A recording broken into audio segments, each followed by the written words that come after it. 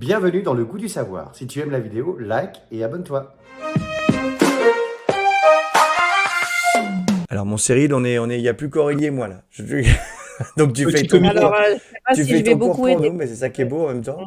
Je C'est sais ça pas qui est si ça magique, va hein. aider beaucoup. On va parler des équations. Les équations, c'est le truc qui fait peur à tout le monde, hein. C'est ça. Alors, on va réévoquer en effet les équations. Donc, on a déjà parlé dans une émission précédente. C'est ce type d'expression. Donc, ça fait peur. Et puis surtout, ça contient cette fameuse petite lettre. Cette lettre que l'on ne connaît pas, mais pour autant que l'on souhaite trouver. Donc, c'est ce fameux X. Donc, C'est rassurez-vous, l'inconnu.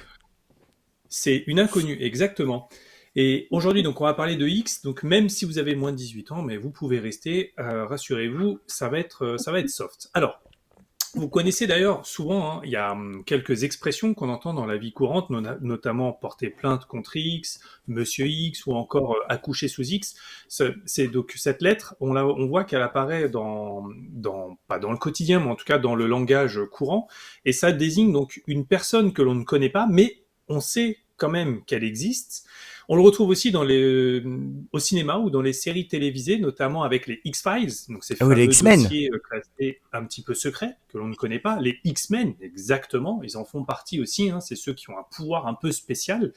On les connaît, mais sans vraiment les connaître. Eh bien, c'est le même principe avec les maths. Le X, ça va correspondre à un nombre, à quelque chose dont on ne connaît pas la valeur, mais dont on sait qu'il va répondre à certaines propriétés algébriques, autrement dit, certains calculs. On va parler de ces calculs.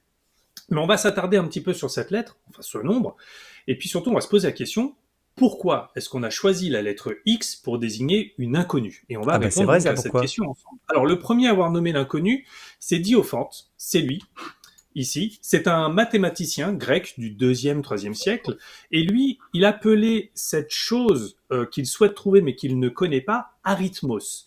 Arithmos, ça veut dire le nombre.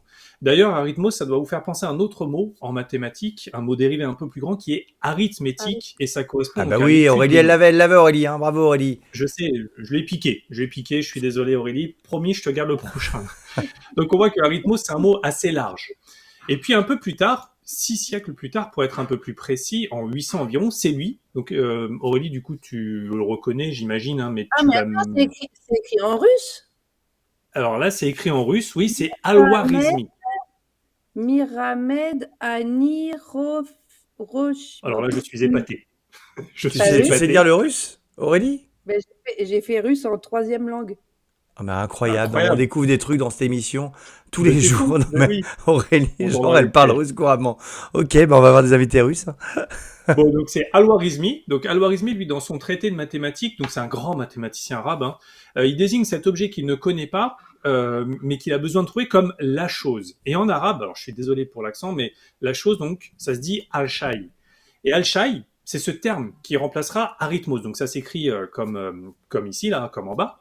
Oui. Et donc, ça signifie la chose. En français, on a un mot qui s'en rapproche un petit peu. Quand on veut désigner une quantité, on ne sait pas trop, c'est un chouïa. Donc voilà, c'est une dérivation du Ah mot, oui, euh, c'est du mot vrai, un alchimie. chouïa de quelque chose, oui. Voilà, quand on dit t'en as pris combien, un chouïa. On ne sait pas combien, mais on sait qu'on en a pris une certaine partie. Et lorsque les Européens ils vont découvrir ces savoirs lors de leurs nombreux voyages commerciaux, eh bien, ils ont la volonté de l'exporter. Mais pour ça, il fallait les traduire. Et ce sont les navigateurs espagnols et puis leurs scientifiques qui ont transporté ces écrits en Europe et leur incombait donc de tous les traduire. Or, il y a un problème, c'est que les Espagnols, ils parlaient donc latin et espagnol, et la sonorité shy, le son sh, ça n'existe pas en espagnol. Donc, ils vont le convertir dans quelque chose d'assez proche, qui est sai. Donc, au lieu de dire shy, ils diront sai. Et sai, en espagnol, ça s'écrit X-A-Y, par exemple. Donc, c'est le son X Ah, qui on fait va le arriver son. à ce fameux X, hein. C'est à Voilà. cause Et des sai, Espagnols, par quoi. exemple, pardon?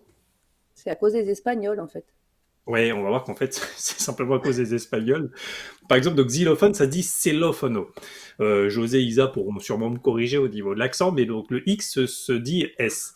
Et dans leurs écrits, donc tous les écrits mathématiques de l'époque, donc à partir de 600, 500, 300 après Jésus-Christ, pardon, on écrivait tout en lettres. Par exemple, quand on disait deux choses que je ne connais pas, enfin 2x plus 3, ça se disait par exemple 2 sai augmenté de 3. Enfin voilà, tout était écrit absolument en français. Et ça n'est qu'à partir du XVIIe siècle que le mathématicien français, Cocorico, René Descartes, lui, va simplifier dans ses publications les écritures. Il va n'utiliser que les premières lettres. Donc c'est l'un des premiers dans ses écrits à l'avoir fait. Et donc dans le SAI, eh bien, il va utiliser la première lettre qui est la lettre X, d'où la naissance de notre fameux X. Donc en maths, on l'utilise très souvent, cette lettre. Ça peut permettre donc de désigner une variable, par exemple pour calculer des formules, dans les fonctions, dans les expressions. On a vu aussi dans les équations, mais aussi lorsqu'on parle d'abscisse de points, etc. Donc c'est très, très, très utilisé l'inconnu, et notamment la lettre X. Donc il est plus envisageable de nos jours de faire des mathématiques sans utiliser de X. Et pourtant, comme on vient de le voir, hein, il a fallu quand même plusieurs siècles pour passer de cette idée d'inconnu, de chose, à cet objet que l'on ne connaît pas, à son écriture, sa formalisation, sous la forme d'un symbole. Et on verra d'ailleurs dans un autre épisode que même si on ne connaît pas ces choses, eh bien, il est quand même possible de déduire des propriétés, de faire des calculs, donc avec un objet que l'on ne connaît pas, et cette lettre X. Mais donc, pour répondre à la question pourquoi est-ce qu'on utilise la lettre X pour désigner cette chose que l'on ne connaît pas, eh bien, c'est tout simplement parce qu'il existe des sons en arabe que les Espagnols ne connaissent pas. Eh ben, c'est formidable. Comme ça, on a tout compris. Merci à toi, mon Cyril, hein. Tu nous feras les équations, tu nous Merci. expliqueras comment résoudre les équations la prochaine fois, là. Ouais, surtout comment opérer avec les X, comment on les ajoute, on les multiplie, souvent ça pose problème, et comme il y a le brevet qui approche aussi, on va en parler un petit peu. En fait, c'était un peu le X du point du trésor, parce qu'on a tout compris grâce à toi dans ce cours. On a compris plein de choses. Merci, mon Cyril.